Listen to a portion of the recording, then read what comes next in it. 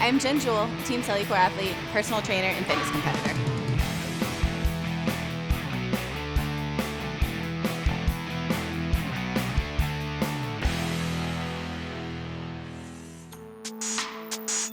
My fitness journey started back in high school, officially. My love for weights came when I was 16 years old and I saw my first copy of Muscle and Fitness, saw a picture of Monica Brant, and I went, wow, I want to look like that woman. Like, what do I need to do to get me there?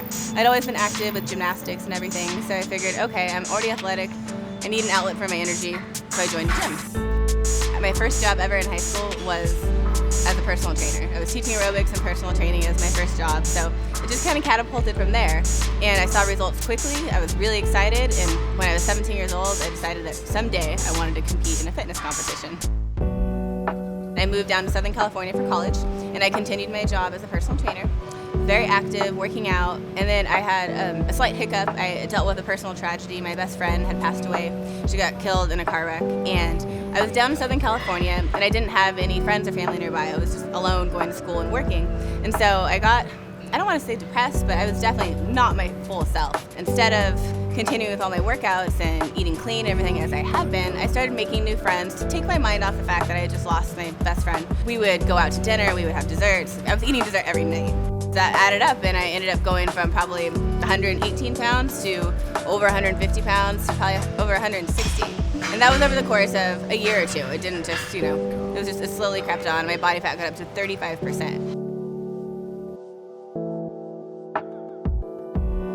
I had an aha moment, so to speak, when I went to the doctor and had to step on a scale, and I hadn't done that for such a long time. And I went, oh, so that's why I have to buy a size 11 now. Not because my legs are extra muscular, but because I'm kind of a beefcake right now.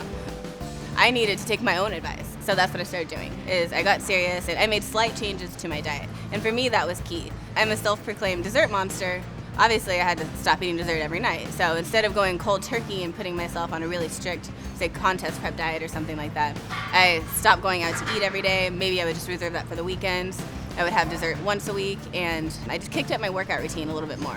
Again, I'd still been active during that time while I was gaining the weight, but I was kind of going through the motions at the gym, getting on the same elliptical all the time and just putting in an hour, sometimes not even sweating. It's kind of a waste of time. So I realized when I'm at the gym, I need to make every minute count, switch up my workout as often as possible, and it was very gradual, my changes too. It was over the process of 3 to 5 years probably, and I got down to about 22% body fat, and that's when I decided, hey, I need to do a show. I've wanted to do one forever. If I don't at least try, I know I'm always going to regret it. So I set the date, exactly 12 weeks out from the show that I found. I started training for it, and went from there. It's been an interesting journey with ups and downs, and being fit, then being overweight and at an unhealthy body fat for a little while, and then fit again. I want to be my best me, so I'm always striving to be the best version possible of myself. Being strong, fit, and healthy is important to me, and also now it's great because I've been able to help so many people around the globe with my online training and with working with Bodybuilding.com and sharing workouts and working with Cellucor. People from Australia have messaged me about saying, hey, I started doing your leg workout, and they send me their results, and it's really exciting, so that's a huge motivation to me as well. Honestly, if you have fun with your fitness, you're going to stick to it. You're going to stick to the program, no matter if it's, hey, I love Pilates and I have fun with it, so I'm going to stick to that. For me and with my clients too, I know if it's something that they dread doing, they're just not going to do it. It's not going to keep them consistent coming in and out. So if I'm getting bored with the treadmill at the gym, then I make up something new on the step mill. I'll do some intervals and do something crazy and jump off and do jump rope for a while and then jump back on the step mill. Because for me, that's actually fun. It's a new challenge, and it's not just the same monotonous walking on a moving belt. I live in Southern California, so we have the Santa Monica Stairs, we have the beach, we can go hiking. There's so many things to do that type of activity too, again, is key because it's fun, and it keeps me more interested in fitness all the time.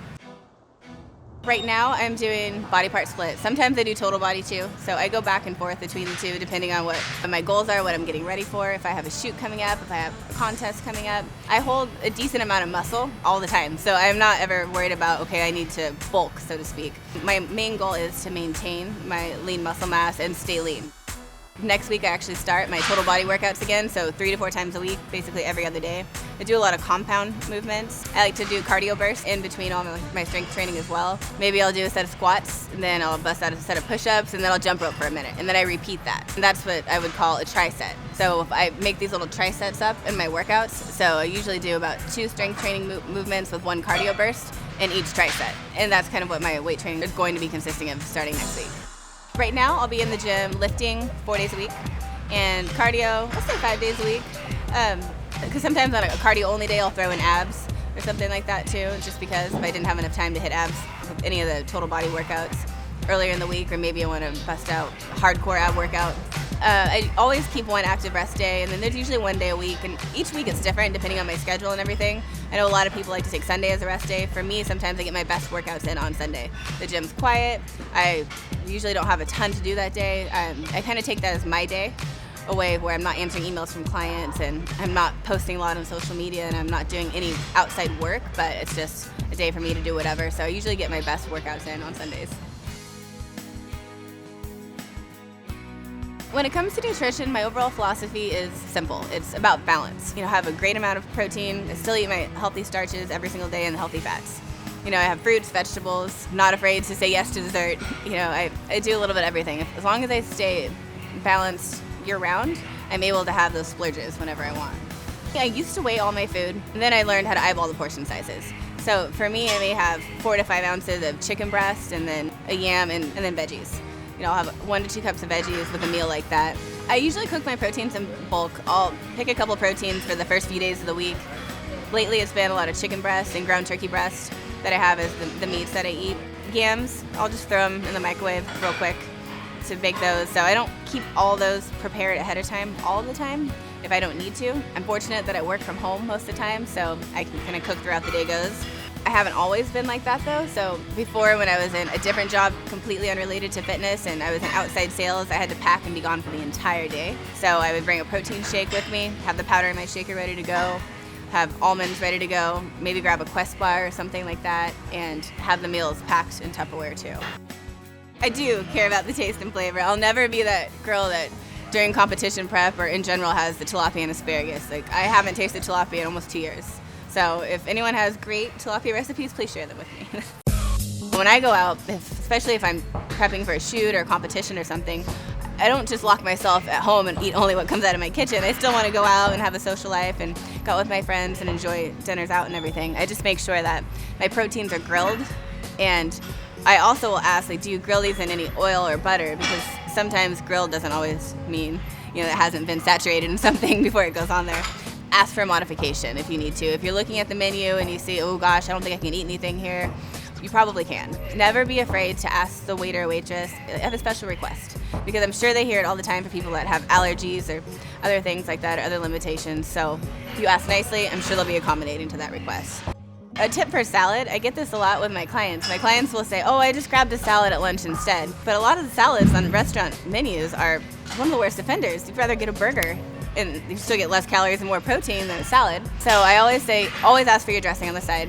And if you really need to use the dressing, then dip your fork in the dressing first and then in the salad, and you'll end up using less of it. If you can go without the dressing, I've become really accustomed to just squeezing lemon on top or salsa. And those 2 things have helped save countless calories. Supplementation is just that. It's meant to supplement a balanced diet. For me, the protein has really been key for when I'm on the go. So if I don't have time to make a couple extra meals, if I have a protein shake right after the gym and maybe again at night, that's great. I'm still getting a clean, healthy, lean source of protein into my diet. So that makes it really simple. I always tell my clients to stock up on that. Multivitamin, it's always great to take, even though you are, getting in some of those essential minerals and vitamins and everything from the fruits and vegetables. I know not every day everyone's going to get all those key vitamins that they need, so a multivitamin is also great. The other supplements too, they aid in recovery. So when you're working out, recovery is just as essential as the workout, if not more. So supplements that help you recover properly are definitely key. Pre-workouts for me have really helped kick my training up to the next level. That's maybe not for your brand new beginner, but someone who's been weight training for a little while. With supplements, there's always going to be hype. You see all the marketing, you see all the fancy ads, whatever. You hear your friends talking about it. And definitely do your research. A few years ago, I was going on Bodybuilding.com to research, do I really need glutamine? branch chains, or should I take them pill or powder? Different things like that. And to read the reviews of other users on sites like Bodybuilding.com has been really helpful too, because instead of just asking your friends who are like, oh yeah, I take this, you should just go take it too, you actually get a well-rounded response to see what's going to work best for you.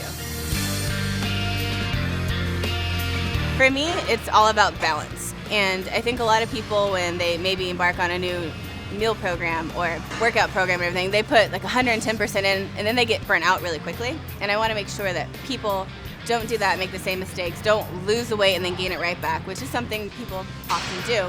But if you make these slow, gradual changes, it's very balanced, so it's more realistic that way.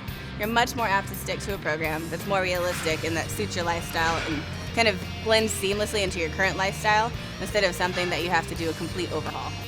So that's it for my training, nutrition, and supplementation. If anyone has any more questions for me, you can contact me on Facebook, Twitter, and my body space. And for more content and videos like this, keep coming back to Bodybuilding.com.